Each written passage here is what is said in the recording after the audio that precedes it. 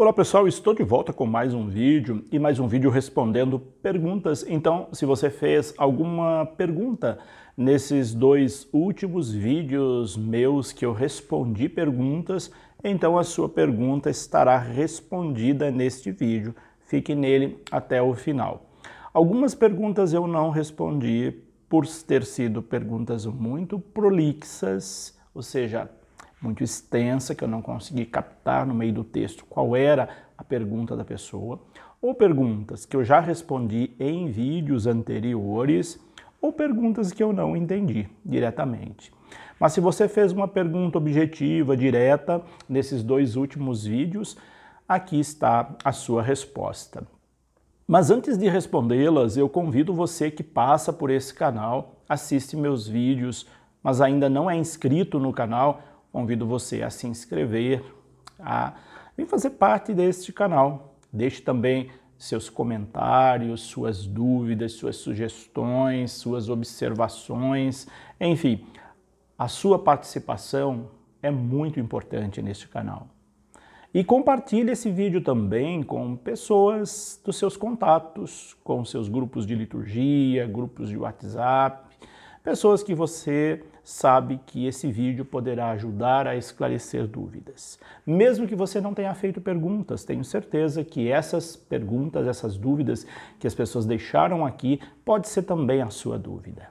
Vamos lá então, respondendo as perguntas. E eu começo respondendo a pergunta da Rosângela Pontes. A Rosângela Pontes pergunta: gostaria de saber qual a obrigação de pais e padrinhos de casamento, antes, durante e depois. Rosângela, eu penso que você está confundindo o padrinho de casamento com o padrinho de batismo. É muito diferente. Quem tem responsabilidade com seu afilhado são padrinhos de batismo e de confirmação. Padrinhos de casamento não têm responsabilidade com o seu afilhado, ele é testemunha do casamento. Essa é a finalidade. Padrinhos é uma nomenclatura do senso comum. Na verdade, em casamentos não são padrinhos, são testemunhas. São aqueles que vão testemunhar publicamente que você ou a pessoa casou. É só isso. É um processo jurídico, é um pacto, a pessoa está assinando um contrato e precisa de testemunha. Então, no casamento, os padrinhos são testemunhas e não são padrinhos de fato.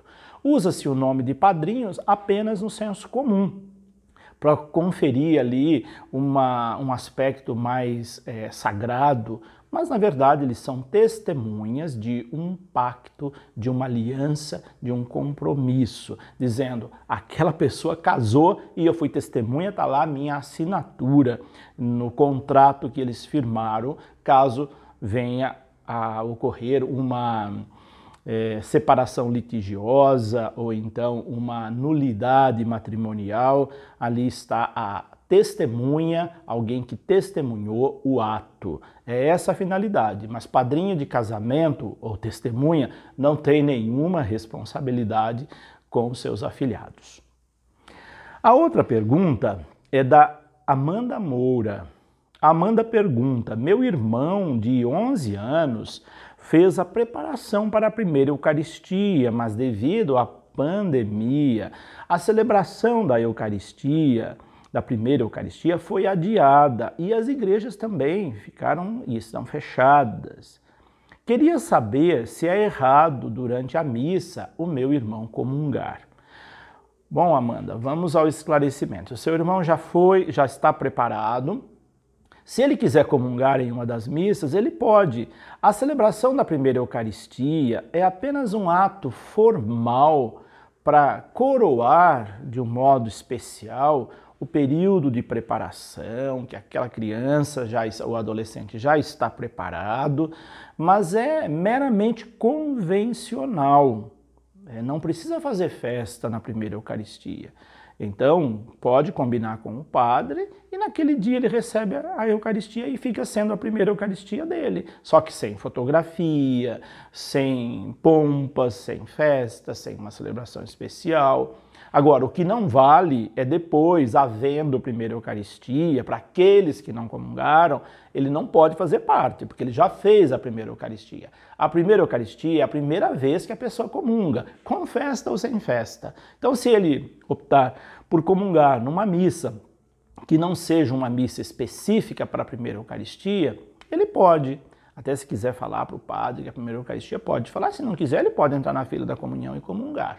Já fez a primeira Eucaristia. O que não pode é depois, havendo uma celebração solene de primeira Eucaristia, ele está lá bonitinho de branco, fazendo a primeira Eucaristia. Ele já fez a primeira Eucaristia. Então quem comungou uma vez já fez a sua primeira Eucaristia. Ele pode nesse sentido, mas o que não pode é depois, havendo a primeira Eucaristia, para a turma que fez, ele entrar como se estivesse fazendo pela primeira vez. É tudo uma questão de combinar. Leila Silva pergunta, gostaria de saber sobre a atuação do Messi na celebração da palavra. Ele pode mudar algumas palavras na hora da elevação da Eucaristia? Pode sim, Leila, não tem problema. O que não pode mudar são as partes fixas da missa. Essas sim, não podem mudar. Uma celebração da palavra é muito livre. Ele pode usar outras palavras, sendo palavras dignas, condizentes com a Eucaristia. O ministro da palavra, ou o ministro, ou melhor, no momento ali, o ministro extraordinário da Sagrada Comunhão Eucarística, ele pode sim fazer a elevação da Eucaristia, apresentando e usando outras palavras, não tem problema. A outra pergunta é da Cleusa. A Cleusa pergunta, gostaria de saber se está ou não correto iniciar a missa com a saudação. Louvado seja nosso Senhor Jesus Cristo. Já vi muita gente fazendo essa saudação no início. Depende do que você está se referindo, Cleusa. Se for o comentarista, ao fazer o comentário, ele iniciar louvado seja nosso Senhor Jesus Cristo, e a Assembleia vai responder, para sempre seja louvado, não tem problema nenhum. Agora, na parte fixa da missa, o padre fazer isso não está no rito da missa. Então não tem sentido o padre começar a missa com essa expressão devocional, porque ela não é parte do rito da missa. Então ficou claro? O padre não deve fazer isso, porque não é parte do rito da missa. Agora, o comentarista, ao iniciar sua acolhida à Assembleia, para a Assembleia, ele pode sim, naturalmente, iniciar com essa expressão, essa saudação, louvado seja nosso Senhor Jesus Cristo. A Maria Donizete pergunta, neste ano, a solenidade da Santíssima Trindade coincidiu com a coroação de Nossa Senhora, que foi, de fato, a última celebração do mês de maio. Geralmente no mês de maio se faz no último final de semana, tem essa tradição de fazer a coroação de Nossa Senhora, até porque no dia 31 tem a festa da visitação de Nossa Senhora, no dia 13 de maio teve Nossa Senhora de Fátima, é o mês mariano. Muitas paróquias, muitas comunidades, elas encerram o mês de maio fazendo a coroação de Nossa Senhora. E esse ano, como a Maria disse aqui, coincidiu o último domingo com a festa da Santíssima Trindade. Mas a dúvida da Maria é a seguinte, ela colocou a imagem da Santíssima Trindade na lateral, na parede, onde ficava a imagem de Nossa Senhora, e deu destaque para a imagem de Nossa Senhora à frente. Olha, Maria, não é uma atitude muito correta. Primeiro, Nossa Senhora, por mais que ela seja tão importante na nossa vida, e mesmo na liturgia, ela não deve sobrepor a Deus, nem a Jesus, nem ao Espírito Santo.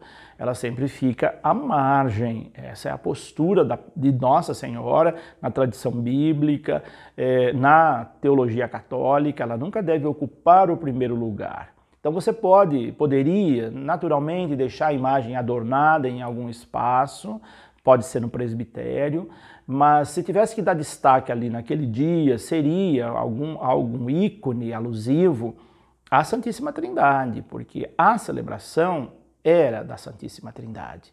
Então, deixar de escanteio a Santíssima Trindade e evidenciar Nossa Senhora não é uma atitude liturgicamente correta. A Santíssima Trindade, se você fez alguma alusão a ela em ícone, imagens ou algum símbolo, ela teria que ter mais evidência do que a de Nossa Senhora. É isso que a liturgia recomenda. Então, como era a liturgia da Santíssima Trindade, da solenidade da Santíssima Trindade, seria importante que os elementos alusivos à Santíssima Trindade fossem mais evidente do que a coroação de Nossa Senhora, uma imagem de Nossa Senhora que é meramente devocional. Então, por isso, aí houve um lapso litúrgico na sua postura ao fazer esse tipo de ornamentação do espaço. E ela pergunta, ela encerra essa pergunta dizendo, será que ficou certa essa posição? Qual é a sua posição? Então a minha posição é essa, Maria, isso que eu acabei de dizer para você. A Delva Tavares, ela pergunta o seguinte, caso não tenha nenhum mestre, alguém da Assembleia pode buscar a âmbula no sacrário para levar ao altar? Muito boa a sua pergunta, Del, porque essa pode ser uma dúvida que muita gente tem. Lembrando, ministros extraordinários da Sagrada Comunhão Eucarística, como o próprio nome diz, são extraordinários. Portanto, não havendo o mestre, o ministro extraordinário numa celebração, o padre pode sim convidar qualquer pessoa da Assembleia para dirigir ao sacrário, buscar a âmbula e até mesmo distribuir a Sagrada Comunhão. Naquela missa especificamente, aquela pessoa foi instituída ministro extraordinário da comunhão. Então isso pode, não tem problema. Então se você viu o padre convidando alguém da Assembleia para buscar o Santíssimo, a hóstia consagrada lá no sacrário, não se escandalize, isso é permitido, isso é correto, isso pode ser feito na ausência do mestre. Então aquela pessoa naquele momento, ela foi instituída só para aquele momento, ministro extraordinário da Sagrada Comunhão Eucarística. Então ela pode tanto lá buscar a âmbula no sacrário, colocar sobre o altar, como também auxiliar o padre na distribuição naquela missa específica. O José Adalberto Araújo Pinto pergunta, o mestre pode abrir o sacrário para colocar as partículas consagradas sem estar vestido com a opa? A opa, o jaleco, é a veste do mestre, do ministro extraordinário da Sagrada Comunhão Eucarística. E aí o José pergunta se ele pode ir lá abrir o sacrário sem estar paramentado ou vestindo a opa. Depende das circunstâncias, depende da ocasião. O mais indicado é que sempre que vá manusear a Eucaristia, seja buscá-la no sacrário, seja levá-la para o doente, seja para trazer para o altar ou distribuir a comunhão para os fiéis na Assembleia, o mestre esteja devidamente vestido com a sua veste litúrgica, a opa ou jaleco. Mas também, dependendo das circunstâncias, havendo necessidade, pode, não tem problema nenhum. O que não pode é ser uma prática, um hábito, porque aí vai mostrar relaxo, desleixo com a Eucaristia. Mas se for um momento emergencial, esporadicamente, ele não cometeu nenhum pecado, isso não é proibido. É apenas uma questão de zelo litúrgico que o mestre, sempre que se dirigir ao sacrário para tocar na Eucaristia, ele esteja vestindo a sua veste de ministro extraordinário. A Vera Lúcia Maciel pergunta, as vestes só é usada para o altar para quem vai fazer comentários, cantos, ou salmos, ou leituras? Eu confesso, Vera, que eu não entendi a sua pergunta. Eu coloquei até aqui elas para dizer para você que eu não entendi. Veja se vocês entendem. As vestes só podem ser usadas para o altar, para quem vai fazer comentários, cantos, salmos. Bom, veste todo mundo tem que ter, você não pode ir à missa sem nenhuma veste, né? Você não pode. Então, todo mundo tem que usar veste para ir à missa de algum tipo. Eu acho que você se refere às vestes, obviamente, às vestes litúrgicas. Então, as equipes de celebração, qualquer membro de uma equipe de celebração, que são esses que você citou aqui, deve sim usar as vestes durante a celebração, quando está servindo, seja um leitor, seja um salmista, seja um comentarista, seja um membro da equipe de canto litúrgico, enfim, qualquer membro de uma equipe de celebração deve estar usando uma veste litúrgica quando estiver exercendo a sua função na missa. O Zeilton Alves pergunta: o padre pode omitir a homilia? Também depende, Zeilton. As missas semanais, as homilias são facultativas. Então, durante a semana, as missas podem ou não ter homilia. O padre que escolhe. Se ele quiser celebrar sem fazer homilia durante a semana, liturgicamente é permitido. A homilia durante a semana, o padre faz se ele quiser, não é obrigatório. Mas a homilia dominical não. A homilia dominical é obrigatório que o padre faça. Portanto, missas dominicais não podem ser omitida a homilia. O Dalvino Manuel pergunta: no início da missa sempre tem um canto de louvor. É certo cantar abanando os braços dando a Deus? Quais os gestos mais corretos? O cantar é o bastante, sim ou não? Dalvino, também não ficou muito clara a sua pergunta. Você está se referindo ao canto de entrada? Se for o canto de entrada, não tem sentido nenhum fazer movimento com os braços. Quem coloca essas movimentações com os braços, abanando, é a Renovação Carismática Católica, um movimento da igreja que não faz parte da liturgia da igreja. Portanto, cantar batendo palma, dançando, é algo de movimentos, não no sentido literal do termo, de fazer movimentos, mas dos movimentos que existem na igreja, e eu cito especificamente a Renovação Carismática Católica, mas isso não é correto se for canto de entrada ou se for qualquer outro canto dentro da liturgia. Se for um encontro, por exemplo, aí sim pode cantar, bater palma, dançar, fazer dinâmica, fazer mímica. Fora da missa pode, não tem problema. E até se for um momento de aquecimento antes da missa, se quiser fazer, pode também. Mas não é todos os lugares que no início da missa tem esse tipo de comportamento. Então acho que deve ser típico aí da sua paróquia, mas não é correto não. Basta o canto, se for canto de entrada. E os outros também. O David pergunta: a palavra pregação sempre foi usada por católicos? Vejo sendo usada essa palavra para substituir homilia. Pregação era associada a protestantes, ele diz. Ele diz mais coisas aqui, eu abreviei a pergunta do David. Você tem toda a razão, David. Como a palavra pregação, também outras palavras, viraram um modismo na igreja, que é oriundo das igrejas evangélicas, protestantes. Não é próprio da igreja católica usar o termo pregação, nem para homilia. Antigamente a homilia chamava-se sermão, mas não pregação. Pregação foi um termo que passou a ser usado com muita frequência com a Renovação Carismática Católica, que bebe muito na fonte de igrejas protestantes pentecostais. Então, por isso, alguns termos usados pela Renovação são muito usados em igrejas evangélicas. Mas a tradição católica não utiliza a palavra pregação para substituir homilia. Utiliza essa palavra esporadicamente em outras ocasiões, como, por exemplo, para pregação da palavra numa missão,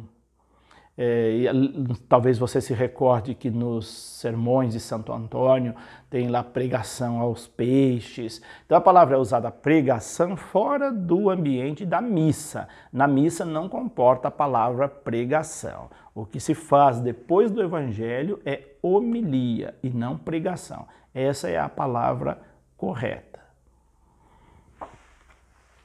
A Lilian, o seu sobrenome eu não entendi. Bom, Lilian. Ela pergunta: o coral pode ajudar nas respostas durante a missa, mesmo tendo comentarista? Claro que pode, Lilian. Não só o coral, como toda a assembleia. As respostas da missa não é só para o comentarista. A resposta da missa é para toda a assembleia, para toda a equipe de celebração, inclusive a equipe de canto litúrgico. Todos deveriam responder em uníssono as respostas da missa, e não só o comentarista. Se aí na sua paróquia só o comentarista está respondendo e a assembleia está muda, tem alguma coisa errada. As respostas da missa é para toda a assembleia e também para a equipe de celebração. Quem está no presbitério, quem está no canto litúrgico, no coral, é para todos que estão na missa responderem, não só para o comentarista. Às vezes, missas que são transmitidas pela televisão, pelas redes sociais, carece de alguém que esteja com o microfone respondendo, porque às vezes não capta a resposta da assembleia para ser transmitida. Então, nesse sentido, pede-se que alguém assuma o comando de fazer as respostas no microfone. E nesse caso, ficaria bem o comentarista, que é uma pessoa que está ali para essa função. Não havendo comentarista, alguém do coro pode responder, ou qualquer outra pessoa, no microfone, quando é missa transmitida por algum veículo de comunicação.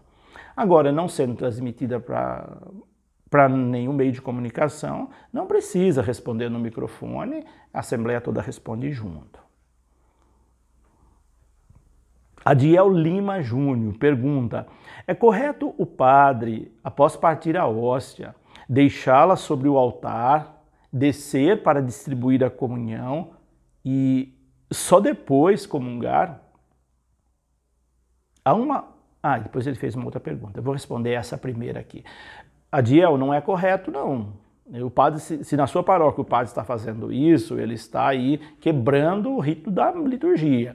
Na hora da partilha da fração do pão, na hora da comunhão, o padre comunga primeiro, para depois descer e distribuir a comunhão. Esse é o correto. Ele não pode deixar o pão partido lá sobre o altar, distribuir a comunhão e depois voltar e comungar. Isso não é correto dentro da liturgia. O correto é ele comungar primeiro de todos, depois os concelebrantes, depois a equipe de altar, no caso os messes, e depois a assembleia.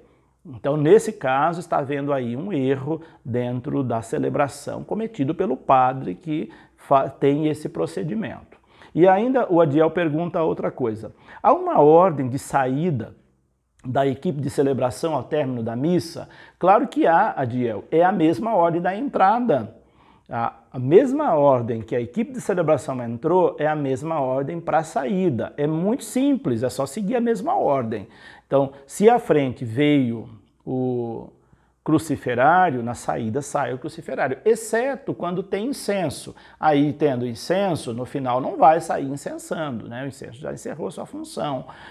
Mas a cruz processional é a primeira que sai, depois vem os leitores, depois vem os coroinhas, os acólitos, diáconos, padres concelebrantes e, por final, o celebrante principal ou o presidente, aquele que presidiu a celebração. Essa é a ordem, ou seja, é a mesma ordem da entrada para a missa, é a ordem de saída.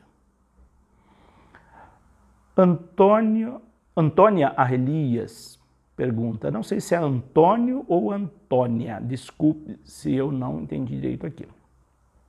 No domingo de Pentecostes, acho que é Antônia, no domingo de Pentecostes, pode-se omitir a sequência que vem depois da segunda leitura?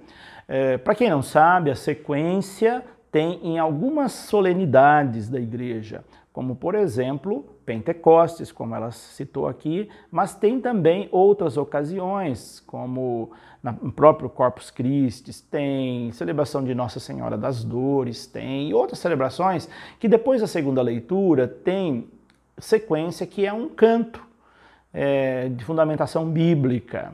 Esse canto pode ser feito lá do coral ou da mesa da palavra, é opcional, a Assembleia permanece em pé, sentada durante o canto da sequência, mas a pergunta dela aqui é se pode omitir ou não. Tem celebração que é facultativa, que pode omitir, e tem celebração que não.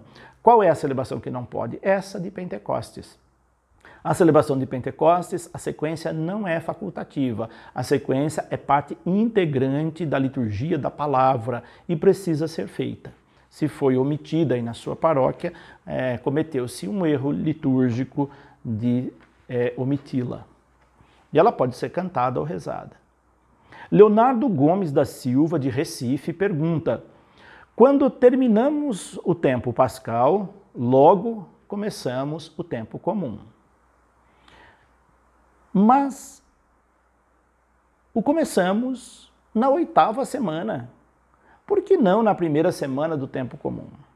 Essa é uma dúvida, Leonardo, bem comum de quem não conhece muito de liturgia. Então, por que não se começa no primeiro domingo do tempo comum?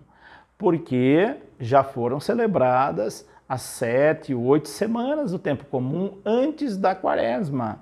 Então, antes de começar a quaresma, já começou o tempo comum. O tempo comum foi interrompido pela quaresma e pela Páscoa. Depois foi retomado após o tempo da Páscoa. E quando ele é retomado, dependendo do ano, ele varia muito. Pode ser na 7ª semana, pode ser na 8ª, pode ser na 9ª semana, como foi o caso desse ano, começou-se na 9ª semana. A partir da Santíssima Trindade já é semana do tempo comum. Então foi a 9ª semana esse ano e agora, no momento que eu faço esse vídeo, nós estamos na 10ª semana.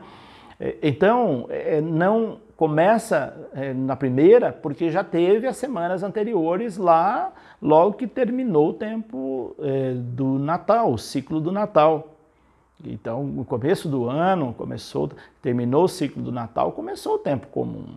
E celebrou-se 7, 8 semanas, e depois o tempo comum foi interrompido por esses 2 tempos litúrgicos, Quaresma e Páscoa, e depois é retomado. Por isso ele é retomado aonde ele parou. Se ele parou na 7ª semana, ele é retomado na 8ª. Se ele parou lá na 8ª, ele é retomado na 9ª. Há uma variação de acordo com o ano, de acordo com que o calendário litúrgico ele é cíclico, com as festas móveis.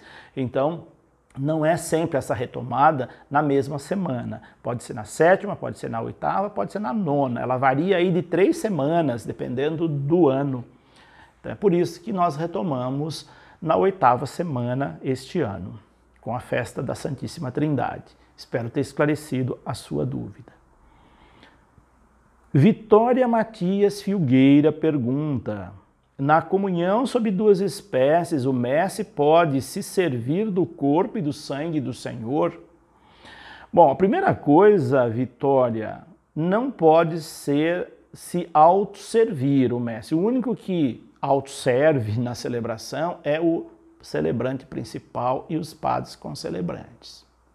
Os demais são servidos. Não é correto alguém chegar lá, em cima do altar, fazer a intenção e servir, que se não for padres. Então os mestres não podem fazer isso. Às vezes acontece muito disso em paróquias, mas é uma atitude incorreta liturgicamente, do mestre chegar e ele mesmo se servir da comunhão. A comunhão tem que ser servida. Os manuais de liturgia deixam isso muito claro. Eles devem receber. Eles podem sim receber sob 2 espécies, desde que um padre o distribua para eles, né? Seja o padre que presidiu a celebração, seja um padre concelebrante ou mesmo o diácono. Mas não o mestre chegar lá no altar, ele mesmo intingir lá no cálice a hóstia e se autocomungar. Isso liturgicamente não é correto. Mas ele pode comungar sobre as 2 espécies, desde que o padre ofereça. Wagner Alves Pereira pergunta: quando O mestre retira a âmbula com as hóstias consagradas do sacrário. Ele pode deixar o sacrário aberto? Também depende, Wagner. Se ele foi buscar só uma âmbula e ficaram outras ou outra âmbula com hóstias consagradas no sacrário, o sacrário deve ficar fechado. Se ele tirou todas as âmbulas e o sacrário ficou vazio, o sacrário deve ficar aberto. Essa é a orientação. Sacrário vazio, sacrário aberto. Sacrário com partículas consagradas, sacrário fechado. Então, se você buscou só uma âmbula e ficaram outras lá, o sacrário deve ficar fechado. Se você trouxe todas para o altar e o sacrário ficou vazio, a porta deve ficar aberta até retornar as âmbulas com as partículas consagradas.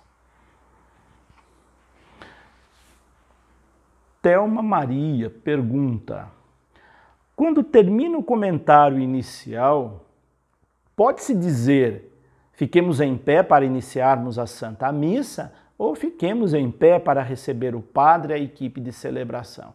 Essa é uma dúvida clássica dos comentaristas.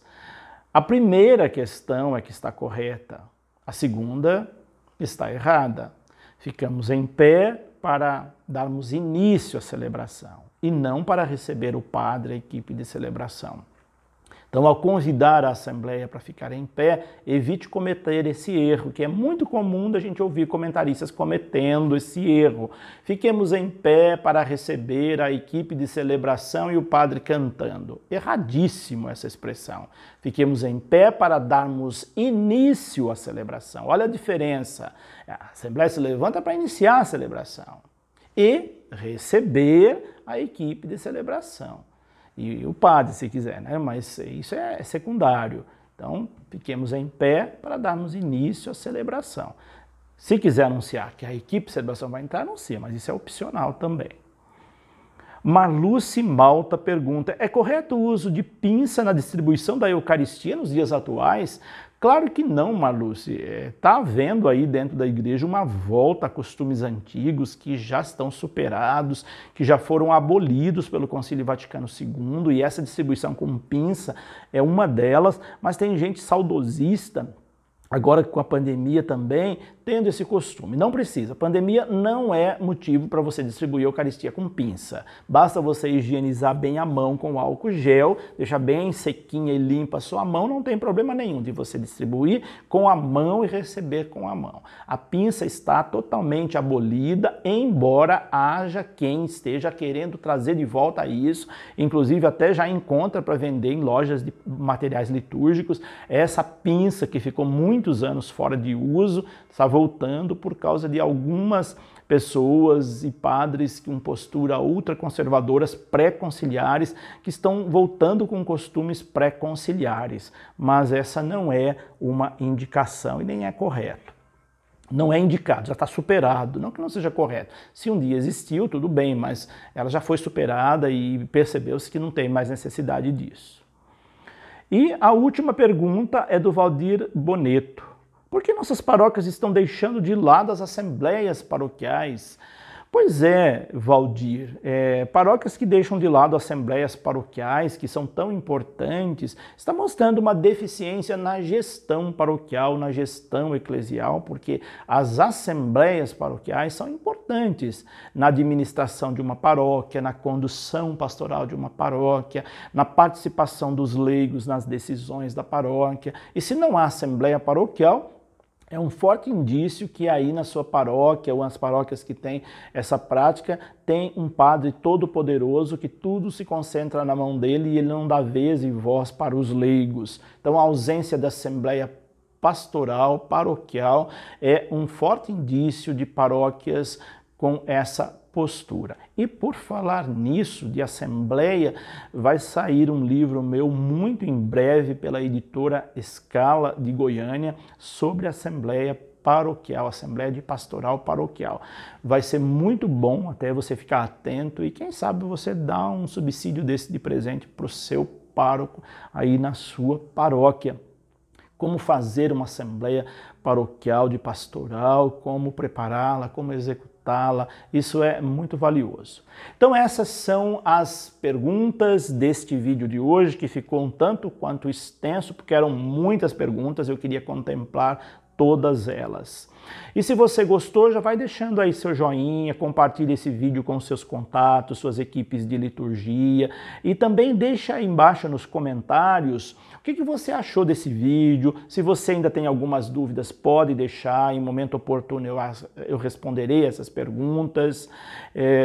E também compartilhe esse vídeo com os seus contatos. Por hoje é isso, deixo aqui meu abraço, minha bênção e até o nosso próximo vídeo. Que Deus os abençoe, em nome do Pai, do Filho e do Espírito Santo.